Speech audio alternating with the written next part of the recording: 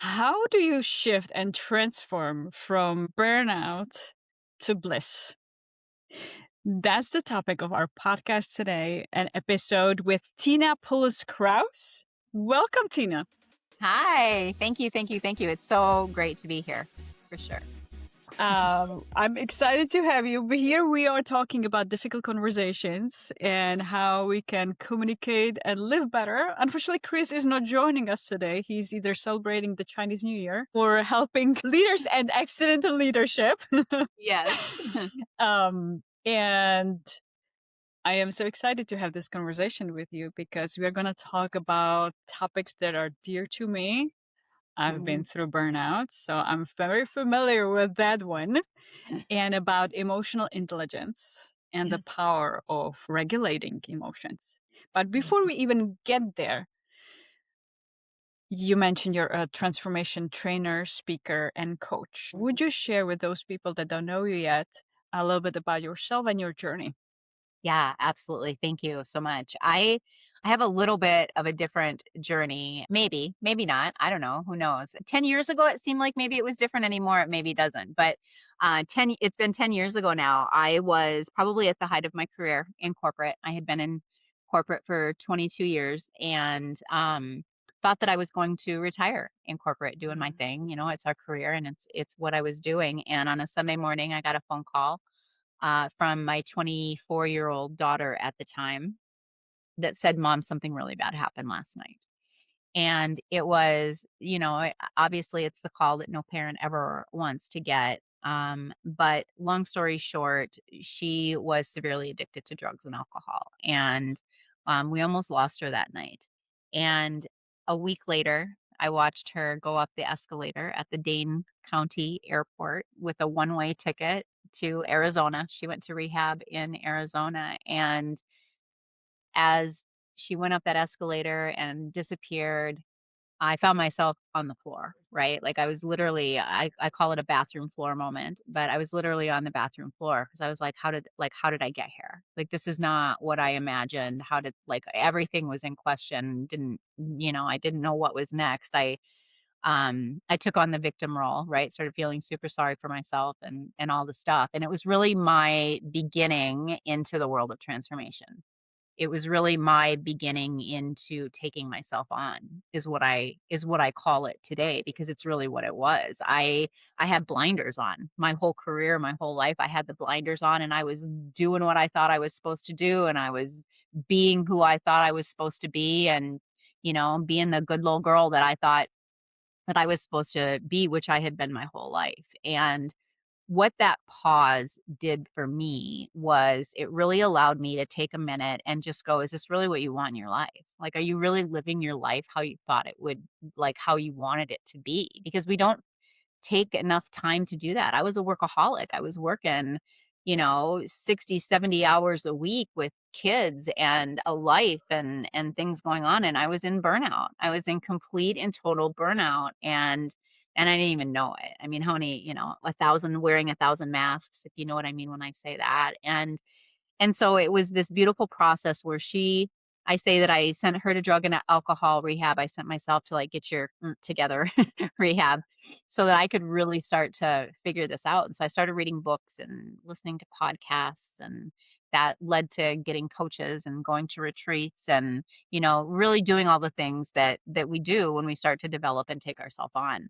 And 3 years later, I walked away from corporate because I was like, if I'm 50 years old and these tools are out there that can transform my life as much as they've transformed them, I get to dedicate my life to teaching other women and men how to do the same. And so I left corporate and started my own coaching and training and speaking company. And today I get to teach people how to take themselves on and what it looks like and how to find the joy on the other side and how to get out of the burnout and find the bliss is really what it is. So it's a beautiful thing. It's the hardest thing I've ever done in my entire life. But on this end of it, 10 years later, my daughter and I today own a retreat center in Florida Oh, where we get to amazing. create transformation every single day. Oh, that's amazing. And it sounds like it was not just your transformation, but for your family and for your daughter, Oh, that she's yeah, also went through a huge transformation where she yeah. transformed her life and her Right. future. We say that she was a generational stop. I mean, we were all just like, and we were living in the matrix, right? We were doing all the things and all the stuff that we thought we were supposed to be doing. And at the same time, it was all unhealthy and it was all toxic and it was all just this, not really what we wanted when we really just stopped and thought about it. And so she was a generational stop, which led to me. And we literally have seen, the changes personally and professionally in so many ways. It's been really beautiful. We have a solid relationship today. So the generational healing is a space that I never really knew existed. It's a space I never thought that I would be in. And here I am. I get to support, you know, families to come back together, which is really, really cool. So I'm hearing the transformation is on different levels. Your Yeah. personal transformation in your career journey. Yeah. It all goes together because it's our way of being. How I show up at work. I mean, especially in today's time with AI and technology and everything else, if I have something going on at home, I'm taking it to work. If I got something going on at work, I'm taking it home. And I would find myself, even 10 years ago, I would find myself, working, work, and being stressed out. And I would go home and I would take that out on the people that I love the most. And until I turned a mirror around and really started to get honest with myself about what I was creating, because I was creating that. I was the one making the choices for that. I would have just kept on living in that loop forever. So when I talk about generational healing, there's usually one person in the family that like breaks that loop because it's a loop. All that stuff that works and doesn't work for us in our life, it's a loop. And so she broke that loop and it really allowed us to move forward in a way that we were not only able to heal ourselves individually. I had a lot of childhood stuff that I hadn't healed from, and I didn't know that. Like, and I think there's a lot of people out there walking around with a lot of trauma and things that have been happened to them in their past that they haven't healed from, and they're taking it into work. And it's happening For on the sure. teams too, because how we do one thing is how we do everything. And so until we're really willing to turn that mirror around and go, what's working in my life and what's not working in my life, we're going to keep getting the same results. Mm, makes sense. I was in burnout, but I even didn't know about it, that I was in that burnout. Mhm. Until you hit the literally the floor. Yeah. Um, that was the moment when you were almost like forced to self-reflect and realize, oh, this is what's happening. Yeah. For anybody. 2020. Oh, I'm Go sorry, ahead. go ahead. Yeah, all good. I have a follow-up question if I can, and then I of course want to Go hear for it. when you Yeah. want. If for anybody who's listening, and hopefully they haven't hit the bottom yet, um, but they might be wondering, what are the signs Mm. that they are in that state? So they are maybe already moving towards that bottom. What would be something, the symptoms in a way of Yeah. something is not right? So you're hitting on awareness. So, Mm, and awareness is part of emotional intelligence. So when we talk about emotional intelligence, it's about being able to regulate our own nervous system. It's about being aware of how we're showing up. And I wasn't in that space. I just wasn't. I wasn't aware of how I was showing up. So the first thing that somebody can do to really start understanding is really start paying attention and being aware, turning the mirror around to saying, how am I showing up? What's working in how I show up? What's not working in how I show up? And when I started to get really honest with myself about those kinds of things, I started to get to know myself better. It's all part of the transformation. I started to see those blind spots. I started to work on that inner work that I was pretending not to know, that I just kind of keep pushing down and pushing down. But there's stuff in life that if we haven't healed from it, it's going to come out in other ways. And it just kept coming out in those ways for me and now it wasn't working. So really being aware. Where I was going to go is 2020. 2020 taught us this, right? Up mm, until 2020, and I was super guilty of this.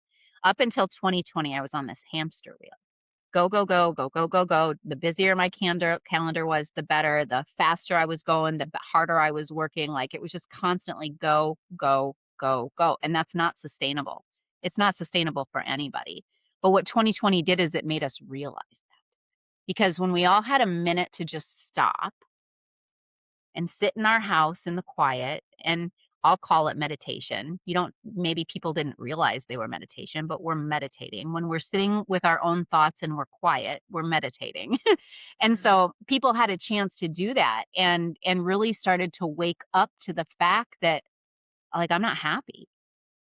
I don't want to be this fast paced. I don't want to constantly be on the go. This feels good to just slow down. This feels good to just not have a busy schedule. It feels good to be in my own space, and started to wake up to what that really looked like. They were aware. And so when we're aware of it, we may not like it. There are a lot of things that I found, when I became aware of them, I didn't like. I yelled at my kids. Like, I would go home from work and I'd have a hard day and I'd be taking it out on my husband and my kids. They don't deserve that. I love them the most. Why would I do that? We do that because we're so stressed out and we're so at the end of our rope because we haven't self-cared, and you know, we're in this state of burnout and we're pretending not to know that we're in it. So a really great power question, Lucy, for people to ask themselves is, what am I pretending not to know right now? And that brings that awareness forward. Oh, I'm pretending not to know that I'm being fake right now. I'm pretending not to know that I don't really want to say yes to this. I want to say no. I'm pretending not to know that this is a real trigger for me. And I've been just pushing it down my whole life. I'm pretending that, so when we wake up to what we're pretending not to know, now we have the stuff that we get to quote unquote work on. So when I say taking on, and difficult conversations is one of them. People don't have the conversation because they don't know how to have the conversation. And so nothing ever changes because we're not communicating about it. But when we just show up and we go, hey, I may not get this right. In fact, I may mess this up, but I want you to know that my intention is true and that I care about you. Can we talk about something that's going to be kind of hard right now? When I just show up authentically from myself in my heart, like, there's nothing that I can do that's wrong, because I'm not trying to put a mask on. I'm not trying to be inauthentic. I'm just being me, and I'm showing up as who I am, not worried about what people are thinking about me, not worried about messing up. I'm not worried about looking stupid. I'm not worried about, looking good or whatever that looks like. I can just show up as me, and together we get to figure out the solution. So the whole transformation and taking yourself on is about getting aware, being aware, waking up to what's not working in your life, and to where are you getting results that you want versus maybe you don't want. What results are you creating unintentionally that you don't want to create? We create our own burnout. Burnout was my fault. It wasn't anybody else's fault that I was burnt out. I was burnt out because I kept saying yes. I was burnt out because I kept not taking care of myself. I was burnt out because I wasn't being true to who I really was. And that's exhausting. Inauthenticity is exhausting. And it's why we find ourselves in burnout. So a lot of me taking myself on was just finding the confidence to stand in my own authenticity. There's so many threads that I want to ask about. I just kind of rambled there for a minute, didn't I? Oh, good. It's very rich.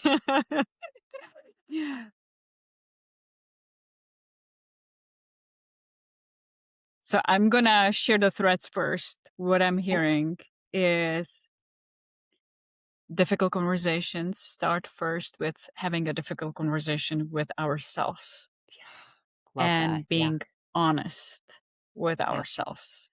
Yeah. What am I pretending to myself even? What am Yeah. I lying to myself about? And being truthful about that. Yeah. Yeah. Because we live in shame and blame over it. Like, I want to bring up the shame and blame now that you've repeated it back. Mhm. Because a lot of the times we don't show up in our authenticity because it's like, I don't want to feel shameful about it, or, we tell ourselves all these stories. And so what does it look like if you just stop telling yourself the story? You also mentioned, and that connects to that, the victim mentality. So it's like the next one is to take ownership for I created that. You've mentioned you started there when you were on that floor. First, you went into that victim. Yeah. How did you manage to get out of that? What happened? What supported you? I hired really good coaches. I went Mm. to programs, transformation programs. I went to stuff that I offer now because it was so effective, and the training and the coaching was so effective for me that I wanted to be able to create that for others as well because it had such an impact on me. But what it really took was somebody standing next to me and going and seeing me at my highest and going, Tina, like, what's the truth right now? And just sitting with me while I was trying to figure it out. Because there's a reckoning that goes with that. There's a reckoning that goes with, okay, I've been lying to myself for the last 50 years, and now here we are. There's a lot of reckoning that's happening in our world right now, with the food system, and just I'm not even gonna go there, but there's a lot of reckoning that's happening in our world right now. And we're finding that some of the things that we thought were what they were aren't. And so, okay, we get to sit with that. We get to reckon with that. And not all the times I wasn't able to do that on my own. I had to learn how I can today. But in the beginning, I didn't know how to do that because the stories would get in the way. The itty bitty shitty committee would get in the way of the work that I was really trying to do. And so by having that coach was able to bring me back when I would get off track. They were able to bring me back to like what I was really trying to create because they saw me at my highest. They already saw me there. And I was trying to throw up all the limitations as to not get there. So, so bringing, we're also taught, my programming was, you're a leader. You should have the answer. You're a leader. You get to create the path. You're a leader. Why are you waiting for, and, and sometimes leaders need coaches as well. I will never go without a coach for the rest of my life because what coaching did for me was it made me see the pieces of me that I was unwilling to see, but they did it from a space of love. So often in our society, we end up coming to those places, but we're in blame and shame, and we're in all the wrong place in our heart and in our mind to be in that space. With a coach there, they could keep me in that space so that I could actually make progress to move out of that space, to really see that space for what it was and what it wasn't, and understand that I was occupying space there when I didn't need to be. But I never would have been able to get there if I wouldn't have had somebody really supporting me and guiding me to get there. Let me take that back. I would have gotten there. It probably would have just taken me a lot of years to get there. So we can take tons of years to get there on our own, or we can accelerate it by going through a program, by hiring the right coach, whatever that looks like. But there are things in all of us that are limitations, our limiting beliefs, the limitations that we create on ourselves, and they hold us back from creating the life that we really get to create. And when you can bust through those, when you can face them and bust through them, it literally will set you free. Literally will set you free. I love that.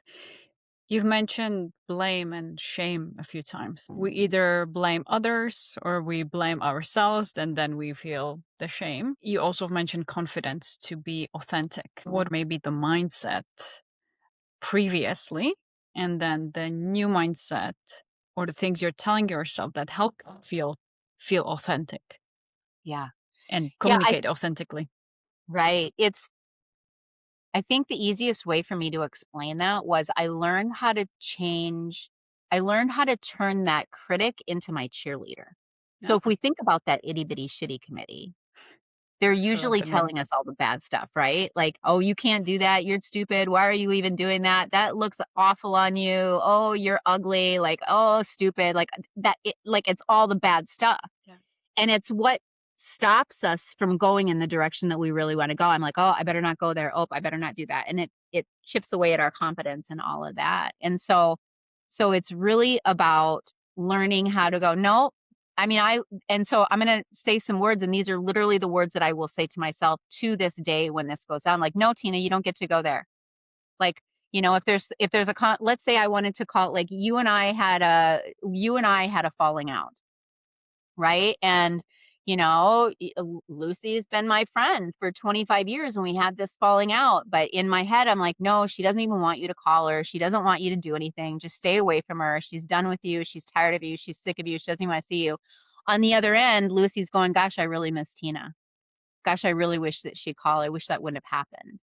And so we don't come together and heal our relationship because we're each in our own story. And it holds us back from having the beautiful relationship that maybe we could have because we're in our own story. And so that's one example. I mean, there's examples at work. How many times do we sit in a meeting and don't raise our hand and use our voice because we're scared of what people are going to think of us? We're scared to just say it out loud because, oh, I'm sure they already know that, or what value am I going to bring? And so I remind myself constantly that if I'm thinking it, everybody else is thinking it. Like how many times do we not say anything and then later find out, oh, I was wondering that same thing too. I didn't know why that was happening in that meeting either. And so when you take yourself on, it's about going after those limiting beliefs and going after those things that you tell yourself you can't do and turning that narrative around, getting the support to turn that narrative around. And then really constantly doing that. Like every day I'll be like, nope, Tina, you don't get to go there. And then I just won't go there. Doesn't mean that it doesn't happen. That's the thing that I think a lot of people, like, I've gone through all the work and all the transformation. I still have the negative thoughts. They just don't get to occupy my mind like they used to. They show up and I get to lovingly let them go. They show up, I lovingly let them go. Lovingly, where before they would show up and 6 months later I'm in burnout and done with it. And so we make it way harder than it has to be. And there's just so much freedom out there when we can start to let that stuff go. But it's awareness. It's taking yourself on and being aware of how you're showing up and just being super intentional about how I get past it, which is I where love my it. cider comes in. I don't know if you're ready for me to go there or not, but Sure, we can definitely go there. But before we go there, I actually have two more questions, can we? One of them was, you're talking about beliefs and the thoughts. And what I'm hearing is really not believing all of our thoughts and setting kind of internal boundaries with that. No, yeah, I actually don't want that. I'm choosing this instead. yeah. What would you say were some of the main beliefs about yourself or about leadership that were in the previous version of you versus now? The one that comes to mind is having to have all the answers, right? Ah, Like as a leader, I thought that I had to have all the answers. I thought it was my job to create the plan. It was my job to have the answer. It was my job to tell people what to do. It was my job to, and that's a lot of pressure. It's a lot of pressure for someone. And it's not. My job is to hold the space as a leader and to allow people to do their job, right? To set the expectation and to have clean space so that everybody can do their job. And so I think that's been a big lesson for me is no, in fact, I never will have the answer. I mean, how many times do we see leaders just sitting back and not moving and not doing anything because they don't have the answer? Because they're back over here trying to have the answer and figure it out. God, if I could just figure out this answer, if I could just figure out how to have that conversation, if I could just figure that, there's nothing to figure out. You go to the person, you go, hey, can we talk? Hey, can we sit down? I'm feeling a little disconnected. What's going on? Right? Like whatever that situation is, but there's nothing to figure out. You and your team, you and the other person in the relationship will figure it out together. But I will never have the only answer. And so that was a big programming thing that that I love got it. to that I got to get past. Beautiful. It sounds like also naming the truth. Yeah. I don't Yeah. know right now. Let's figure it out together. Right? Yeah. And nobody can know I don't know. Yeah. Again, the blame and shame. Like if as a leader, if I don't know the answer, people will think I'm stupid or I don't deserve this job or, again, all those stories that happen. No, like I shouldn't have the answer. And if you think about some leaders that we've had, and if you think about the best leader that you've ever had in the past, they didn't have the answer. They were coming to you asking what you thought and together figuring out that answer. So again, it's this it's this huge line between old school leadership and new school leadership where it's not about telling anymore. It's not about enabling it. It's about empowering it. It's about asking the right question to get to the right result. And and I don't think everybody's there yet. I think we're getting there, but I don't think everybody's there yet. But it doesn't start until each one of us turns that mirror around and really gets honest about how we're showing up in our own leadership. I love that. One other question before we go to your methodology and more technical things for Yeah. listeners.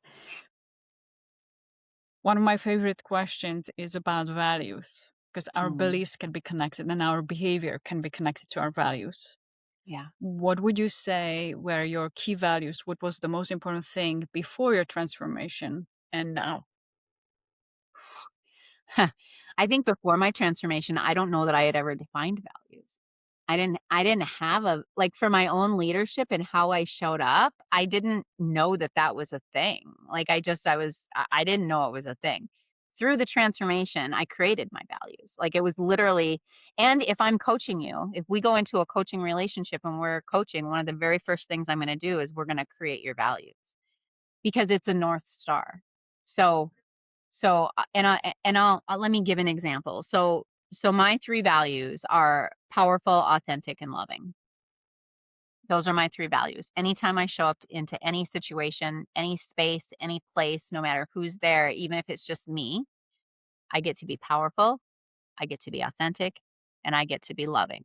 And those three words were chosen very specifically because as I was going through turning that mirror around and taking myself on, and you start asking yourself, what's working in your leadership? Okay, what's not working in my leadership? What was not working in my leadership is that I wasn't showing up powerful. I'd show up to a meeting presenting and I wasn't coming with statistics. I wasn't coming, with a full plan. I was just coming with like, oh my God, this is a great idea. We should all do it kind of a thing, right? I wasn't showing up powerfully. And because I wasn't showing up powerfully, I wasn't able to land my message. And so I would feel that like I would say something in a meeting and it would go around the room and somebody a few places down would say the same thing and everybody thought that was a great idea. And I'd just get mad. I'd be mad at everybody else instead of turning the mirror around and going, well, why didn't yours land? And then working on the reasons why mine didn't land. And so wherever I'm at, I get to be powerful. And that doesn't mean I have the answers. It just means I get to hold the space in a powerful way. And when I'm not, I get to say, Tina, what are your values? And I get to call powerful back in, right? It doesn't mean that I'm 100% powerful all the time now, just because I've declared it. It means that it's my reminder, it's my North Star that when I get stuck, I get to, you're not being, what's missing right now, what's missing, you're not being powerful. Okay, I get to call that in. So powerful is the first one. Authentic is the second one.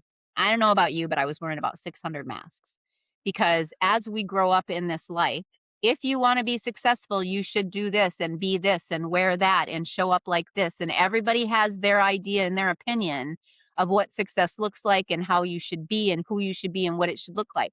And I listened to all of it. And I listened to everybody but myself as to what that was like. And so I wasn't authentic. And so I wanted, and plus I was a people pleaser. I wanted everybody to like me. Ew. So today, like I get to show up as myself and I totally get that I'm not for everyone and it's okay. And it's okay. Whereas that wasn't my way of being in the past, but I get to be authentic. I get to be me and I'm not going to land with everybody and it's okay. The last one is loving. I'm a reactor. I'm a promoter. I'm a high I on disc. So when I began to really understand who I was and how I was showing up, I was starting to see the toxicness in going home and yelling and screaming at my husband and kids and being a mean girl at work and, all the stuff that you really start to notice and see.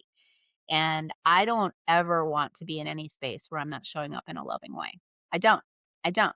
It's who I get to be. So my three values, powerful, authentic, and loving, are from spaces of that's not who I was being. And I'm committed to being that person today moving forward. I may not hit it all the time, but when I'm not there, I'm finding my way back immediately. And so the values are it's what I start with when we're coaching people because you got to have that North Star. And it's one thing to define it. The reason that we define it is because 6 months down the road, might even only be 6 days down the road, there's going to be a moment where I'm not showing up powerfully or I'm not being loving. I might come home and I'm not being loving. But every single person that I have surrounded myself with knows those 3 values, knows that, hey, dude, I'm committed to powerful, loving, and authentic. And if you don't see me being those 3 things, I need you to call me forward and just ask me what my contract is. That's all you got to do. Hey, what's your contract? And I know myself well enough to know that I will go and do what I need to do to get back into my contract, to get back into my values. And so it's not only about creating them and defining them and going, no, this is who I get to be. Like, this is who I'm committed to being. It's about calling yourself back to them when the noise gets to be a lot, because it's noisy and crazy and busy out there. There's a lot going on. And so we're going to get lost. We're going to wander. But the quicker I can come back, the quicker you can get back to who it is that you say you really get to be, the quicker I get back to creating the results that I know I get to create. And when I'm over here not being powerful and not being loving and not being authentic, I'm not creating what it is that I say I get to create. So those values, they become like the anchor, right? Like they become the value and the anchor of who it is that you say that you get to become. And from there, we get to coach you into, maybe you're only there 10% of the time right now. Great. Next month it gets to be 20. And then the month after that, it gets to be 40. And then next year it gets to be 100% or 90% or whatever that is. But it's about constantly striving to be in that space as much time as possible. I love it. How long did it take you to figure out these 3 values? Oh my gosh. I went through an exercise and we did it like literally within 30 minutes kind of a thing. But it was in a group kind of a thing, and we were up and we were moving and we were throwing out words, and there was a process to it and all that kind of stuff. And I mean, everybody has those words in you. Like they're there. They're there. You get up, just move around a little bit and go, who do I get to be? Who do I get to be? You know, and they emerge, and sometimes they change. You know, I've thought about changing mine, but it still brings me back to who it is that I say I want to be. Like it's a reset for me. It's a reset. I love that. And that brings up a thought. We could have a challenge for our listeners. As you are hearing us, I have a challenge, mini challenge for you, mini emotional intelligence challenge. When you reconnect your values, you ask yourself what matters to you, and you can put your 3 words under our podcast, wherever you watch it or listen to it. Please. It's probably the one tool, when I think about all the transformation tools that I picked up over the last 7 to 10 years on this journey, it's the one that stuck the longest and the hardest. I mean, it's the one that pulls me back the most. I say it to myself still to this day, multiple times a day. Multiple times a day. It's what I use to like set my intention. Like wake up in the morning, today I get to be powerful, authentic, and loving. You know, and it's how I set the intention. It's like it's my North Star. Love it. Beautiful. Yeah. So let's finish our part 1 today now here.